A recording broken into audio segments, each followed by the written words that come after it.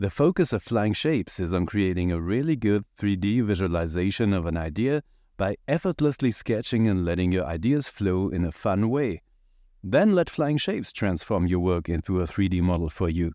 The C3D function thereby automatically converts your sketches into 3D volumes. To activate C3D, change into the Layer menu, then click the desired layer and activate the C3D switch. Every layer has its own C3D volume, so you can create more complex shapes by utilizing multiple layers. C3D artifacts are often a hint that the lines could be better. Oftentimes there's a line sticking out a bit or going below the surface.